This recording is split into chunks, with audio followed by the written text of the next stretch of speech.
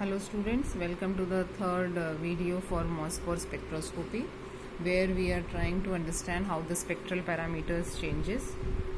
The spectral parameters changes with the difference in the environment of the molecule. Now what happens, this electrostatic interaction between the nuclear charge distribution and electronic charge distribution in the nucleus. This brings about a change in position of nuclear energy states.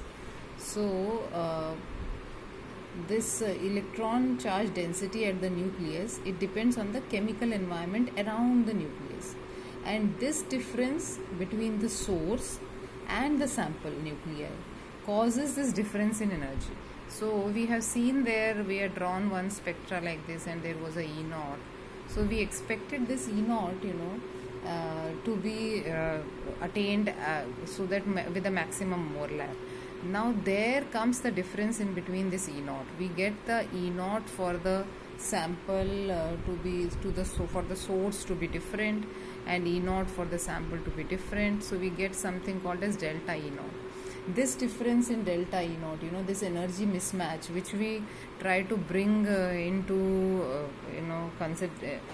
which we try to bring under control by using the Doppler velocity and other things. This delta E naught is adjusted although by using this Doppler velocity, but this gives the measure of our isomeric shift also. What is the isomeric shift? This we call as in the spectral parameter. So this is one of the spectral parameter which we are going to discuss, that is the isomeric shift, which is caused, and the other is quadruple splitting. This we are going to deal with later. Right now let's understand what this isomeric shift is. So this is basically not a regular chemical shift which you see in the set of signals in the NMR, and there is in a coupling pattern is measured. It is actually it is weighed or measured as the center of gravity of the spectrum. So the center of gravity of the spectrum is calculated as the mean of the line positions, and when the velocity of each line is weighed by the theoretical line intensity. So suppose we have got these line intensities, so it is the center of gravity which is measured, and their shift with respect to the center of gravity, what is the shift? That's why we are telling delta E naught. So what is the shift in these, and finally the distance between them, which is shifting in terms of Doppler velocity. So suppose if I am taking an example of iron only, and iron is present in iron nail, and then iron is present in stainless steel, and I am getting a spectra somewhere like this for stainless steel and for iron nail like this. So that means this difference, because of this Doppler velocity, whatever is the difference is being created. This is the isomeric shift actually, because of center of gravity. So you generally express it in terms of, it can adjust the energy mismatch to allow the nuclear transition, and thus this isomeric shift is expressed in terms the symbol called as delta, and is expressed in terms of millimeter per second or centimeter per second. So suppose we want to get a very sharp peak for iron in FeCN6 4-. So we attain it only at the Doppler velocity of somewhere 0.15 millimeter per second. With reference to our, obviously, the source, which is iron star 57 and cobalt 57. So this is the way we express this isomeric shift. Now there is a particular formula, and it depends on two major factors. Let's discuss that. Okay, isomeric shift, we can see it is given by a formula actually, that is epsilon naught upon 5 ZE square R square delta R by R. In some cases it is written like small delta also, del R by R, and then psi 0 for the absorber, the magnitude of it, minus psi naught for the source, square of it. Okay, so probability for these. So basically now we can see the nucleus is as a point charge, and this is what it is depending upon. This is the atomic number, this is the charge, okay, this is the radius. Now this is the difference in the radius. Now there are two parameters. One is the electronic chemical environment parameter, on which it is depending, and it keeps on changing where the nucleus is present. And this is the nuclear parameter, which stay constant for a particular sample, actually for a particular nucleus. Okay, this delta r by r is what it is the difference in the radius, which whenever a nucleus it goes to excitation, so it can change, it changes its radius. Sometimes the nucleus expands, sometimes it contracts. So depending on that, this delta r by r is calculated. And this, in the starting we have listed one tabulated form was there, where delta r by r, I have told you, it can be positive or negative. Like for iron, for antimony, it is negative. Delta r by r is negative. For tin and others, it is delta r by r is positive. For this you have to learn, actually this doesn't change. So finally, what is the changing factor is the chemical environment, the electron density, how it is changing, how the s orbital electron density is affecting your isomeric shift. Majorly s electron density affects the shift because s orbital doesn't have any node. There is no node present. Others, all other orbitals have node at the nucleus. So this is the one where the electron density is directly affecting the nucleus. Then the other orbitals also affect the nuclear density, but they affect indirectly through s orbital. Okay.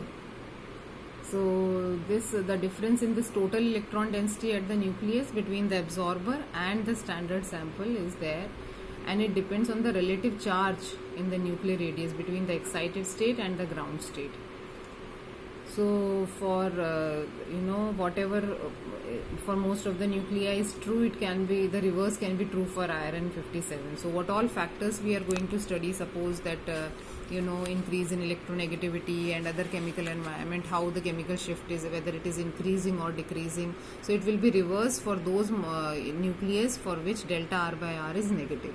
So we are going to study all the factors with respect to delta r by r as positive, and it will be, all the factors will be reversed, their effects will be reversed when delta r by r becomes negative. So this we need to remember.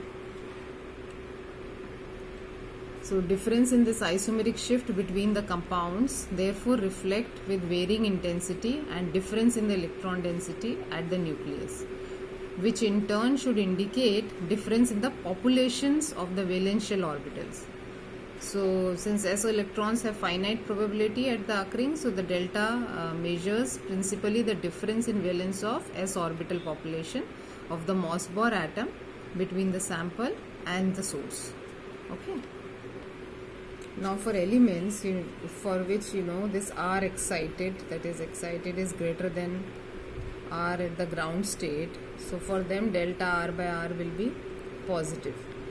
And any factor which will increase the s electron density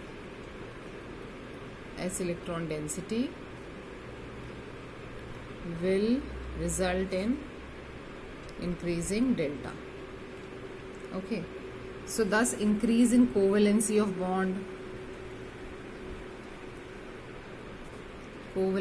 bonds or donation by the ligands, they increase the electron density.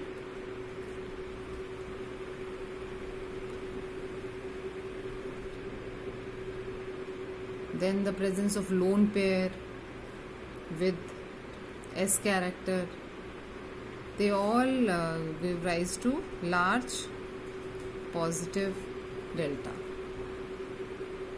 But reverse is true. In case there is increase in electron density in p or d orbitals,